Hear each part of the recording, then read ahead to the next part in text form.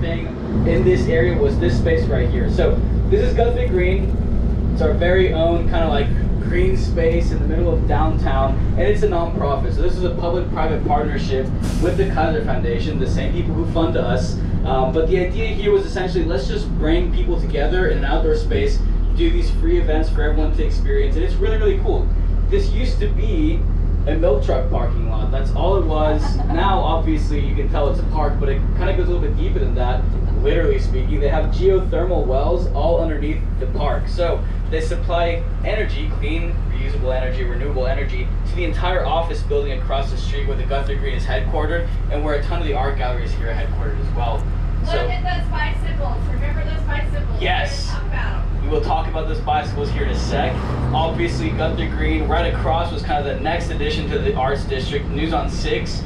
Everyone in Tulsa knows if there's ever any severe weather, like tornadoes or whatever, we go to News on 6 and we watch our patron saint, Travis Meyer, on the TV, so you can kind of guide us through everything. He's a local legend. He even had a donut named after him and with his face on it at Hertz Donuts up there, so it's kind of funny. Always feel free to shout him out. But lots of development happening. Throughout kind of our tour, you'll see a lot of construction. This building, I used to use it as an example, and now I can't because it's basically finished.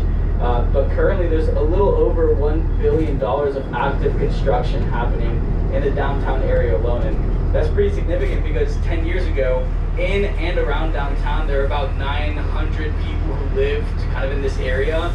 Currently, in 2022, there's about 10,000 people who live in downtown. So a lot of the buildings, like I said, redeveloped the apartments because nobody ever used to live here. You didn't even hang out in downtown after 8:30 p.m. Kind of cool. So I mentioned art galleries. All on the bottom floor of this building, you've got a ton of different art galleries and kind of museums as well. So most recently, we added the Bob Dylan Center right here, which is really important. And that only happened because of a gentleman by the name of Woody Guthrie. Anyone here know Woody Guthrie? Okay, you probably heard the name before. Really legendary Oklahoman. Later on in his life, and kind of in Bob Dylan's life as well, he became a mentor for Dylan, and that's the only reason why we actually own the Dylan archives here in town. So kind of cool. We usually every first Friday of the month, so coming up, I guess next Friday, we have something called First Friday. The name is very self-explanatory, but all these galleries open their doors up for free. There's always art markets happening here in Guthrie Green. It's an art crawl that happens, and it's just really, really fun to come experience it. The streets are closed down, so it becomes a completely pedestrian area. I want you to do a quick 180. Check out the wall on the Woody Guthrie Center real quick. You can see obviously the mural done there with this famous guitar, This Machine Kills Fascists, right? So that was done by a local artist group called Clean Hands. They specialize really in doing, I call it graffiti, but it's spray paint artwork, and you'll see their murals everywhere in town. So remember the bikes that Shannon told you to take a look at? Okay, here's the test. Anyone remember what that bike share system is called? This Machine. So it's our nod to Woody Guthrie. Nice, you're paying attention. We like it. You can keep up.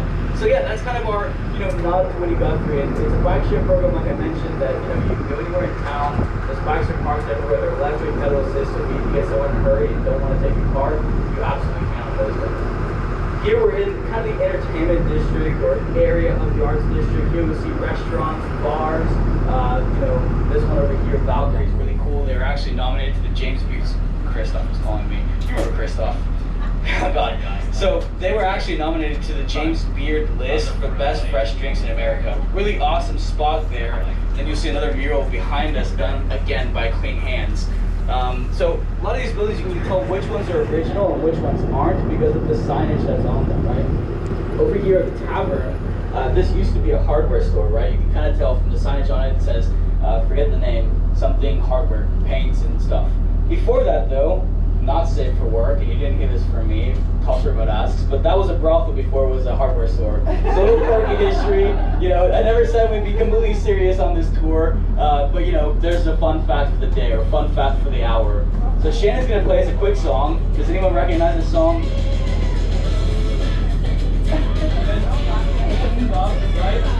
So why do we play this song? It's from Oklahoma. The Hanson brothers are from Tulsa. And right there, where you see the 3CG on the door, those big tinted windows, that's kind of where they're housed, actually. So that's a recording studio, and they have a small microbrewery. You can find their beers around town in local liquor stores. but that's where they're housed. And it's really cool because they're really active in the community, for a bunch of cool causes. You might have seen just recently Taylor Hanson at the Oklahoma State Capitol. They're proposing more laws for food equality in Oklahoma in general. So really cool. You have more shops over here, coffee shops like Chimera, Antoinette's, that's right next door to the Hanson Studios. That's where we had the pastries this morning. Some apartments as well, and then a violin shop. It's a very quirky area, but again, all these buildings are pretty much original except for this one right here. I'm sure Abby told you that 36 degrees north is where essentially a Ford Model T showroom used to be, right? Did she tell you that? Okay, that's the original building. It was a Ford Model T showroom. So when you kind of walk through, you might have realized that there's a couple of we call them elevator booths because they're kind of sat in an elevator shaft. That was an actual lift to take the cars from the first story up top. So you can kind of rotate them out. So kind of cool quirkiness there. So I'm gonna point out real quick my least favorite thing about Tulsa. Everyone always asks me in the interviews, what's your least favorite thing? This, in truth, is one of my least favorite parts about Tulsa. You see all these surface level parking lots everywhere, right? So this happened because obviously back in the day there was not enough technology to develop these parking garages that we have now or alternative solutions. So they actually pulled those buildings, beautiful historical buildings, to put these lots in.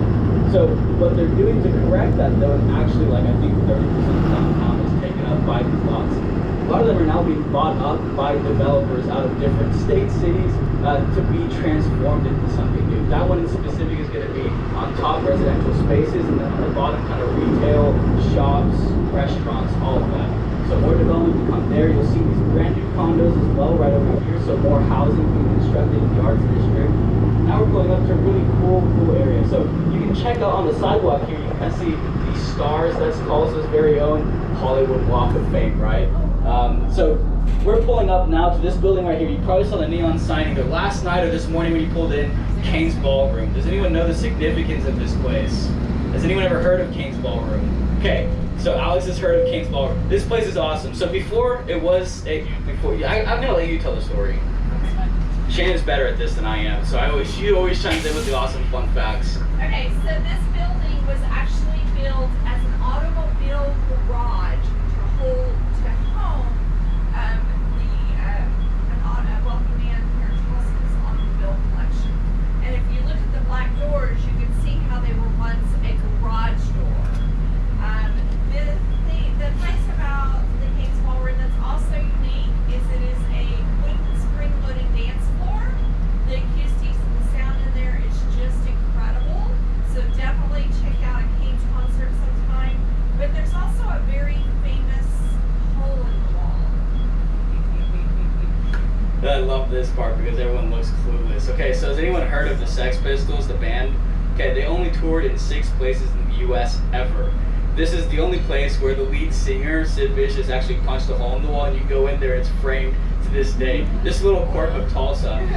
But this place is kind of legendary, and I always explain in depth about it because I think it's fascinating. Bob Wills and the Texas Playboys, when they got ran out of Texas, obviously came to settle in Tulsa, right here in this spot, because right here they had access to the tallest radio tower west of the Mississippi to broadcast live shows, like Live from Kane's and then concerts as well. So you'll see a lot of kind of nods in Tulsa to Bob Wills and the Texas Playboys, both murals, other places in town. Always worth noting that. And then right across the street now, kind of our newest addition to the downtown area, is the Oklahoma Pop Culture Museum.